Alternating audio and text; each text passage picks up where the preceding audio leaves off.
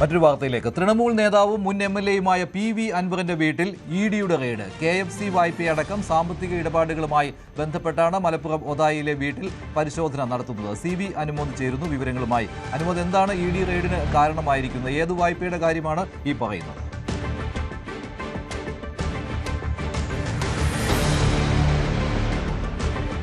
PV അൻവറിൻ്റെ ഒതായിലെ വീട്ടിലാണ് ഇപ്പോൾ റെയ്ഡ് ED-യുടെ ഭാഗത്തു നിന്നുള്ള പരിശോധന നടക്കുന്നത്. അദ്ദേഹത്തിൻ്റെ ഒതായിലെ വീടിന് പുറമെ മഞ്ചേരിയിലെയും കക്കാടംപൊയിലെയും അദ്ദേഹത്തിൻ്റെ ഓഫീസുകളിലും പരിശോധന നടത്തുന്നുണ്ട്. ഒപ്പം അദ്ദേഹത്തിൻ്റെ സഹായികളുടെ വീട്ടിലും പരിശോധന നടക്കുന്നുണ്ട്.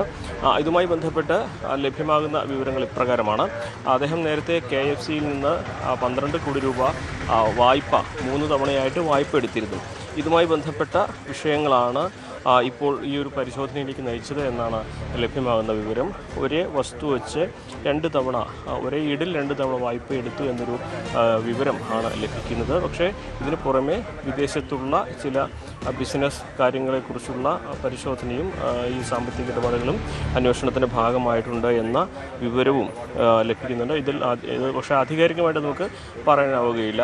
എന്തുകൊണ്ടാണെങ്കിലും ഇതിൽ ഏറ്റവും പ്രധാനമുള്ളത് രാഷ്ട്രീയമായിട്ട് ഈ ഒരു ഘട്ടത്തിൽ PV അൻവറിൻ്റെ തൃണമൂൽ കോൺഗ്രസ് UDF-ൻ്റെ ഭാഗമാകാൻ ഒരുങ്ങുന്ന ഘട്ടത്തിലാണ്. തദ്ദേശ തെരഞ്ഞെടുപ്പിൻ്റെ പ്രധാനപ്പെട്ട ഒരു വേളയിലാണ് ഈ ഒരു ED റെയ്ഡ് ഇവിടെ നടക്കുന്നത് എന്നുള്ളതാണ് ഏറ്റവും നിർണായകമായ കാര്യം. അതുകൊണ്ട് തന്നെ രാഷ്ട്രീയമായിട്ട് ഒട്ടേറെ വ്യാഖ്യാനങ്ങൾ ഇത് സംബന്ധിച്ച് ഉയരുകയും ചെയ്യുന്നുണ്ട്. നിലവിൽ തന്നെ തൃണമൂൽ കോൺഗ്രസിൻ്റെ നേതാക്കൾ ഇത് രാഷ്ട്രീയ പ്രേരിതമാണെന്ന് വ്യക്തമാക്കി കഴിഞ്ഞിരിക്കുന്നു. ഒപ്പം തന്നെ ഈ വിഷയത്തിൽ UDF പ്രവേശനവുമായി ബന്ധപ്പെട്ടുള്ള തീരുമാനങ്ങൾ വരുന്ന സമയത്താണ് ഈ ഒരു റെയ്ഡ് നടന്നിരിക്കുന്നത് എന്നതുകൊണ്ട് തന്നെ തൃണമൂൽ കോൺഗ്രസ് ഇത് ഒരു രാഷ്ട്രീയ പ്രേരിതമായ നീക്കമായിട്ടാണ് കാണുന്നത്. തൃണമൂൽ കോൺഗ്രസ് നേതാക്കൾ ഇവിടെയുണ്ട്. ഈ ഒരു റെയ്ഡിനെക്കുറിച്ച് എന്ത് വിവരങ്ങളാണ് പറയാൻ കഴിയുന്നത്? അല്ല, ഇതിപ്പോൾ സംബന്ധിച്ചാൽ ഞങ്ങൾ പ്രതീക്ഷിച്ച റെയ്ഡാണ്. ഞങ്ങൾ മാസങ്ങൾക്ക് മുമ്പ് തന്നെ ഇതൊക്കെ പ്രതീക്ഷിച്ച റെയ്ഡുകൾ ഉണ്ടാവുന്നൊക്കെ. അതിൻ്റെ ഫലമായി കുറേ റെയ്ഡുകൾ വന്നുകൊണ്ടിരിക്കുന്നുണ്ട്, കുറേ അന്വേഷണമുണ്ട്. ഇപ്പോൾ കഴിഞ്ഞ ആഴ്ച കക്കാടംപൊയിൽ റെയ്ഡ് നടത്തിയിട്ടുണ്ട്. അതുപോലെ തന്നെ പല ഓഫീസുകൾ റെയ്ഡ് നടത്തിയിട്ടുണ്ട്. 9 കൊല്ലം ഒരു റെയ്ഡും ഇല്ല. ഈ 9 വർഷം MLA ആയിരിക്കുമ്പോൾ ഒരു റെയ്ഡും വന്നിട്ടില്ല, ആരും അന്വേഷണം ഉണ്ടല്ലോ. ഞങ്ങൾക്കറിയാം ഈ പിണറായിൻ്റെ നെക്സസിനെതിരെ ADGP-ക്കെതിരെ ഇതൊക്കെ ശബ്ദം ഉയർത്തിന് തിരിച്ചായിട്ട് അൻവറിനെ പല ലോക്കുണ്ടാക്കും ഞങ്ങൾക്കറിയാം. അതിൻ്റെ ഫലമായി നടക്കുന്ന റെയ്ഡാണ്. ഞങ്ങൾ പ്രതീക്ഷ റെയ്ഡാണ്. ഇതുകൊണ്ടൊന്നും ഈ പ്രസ്ഥാനം തകരില്ല.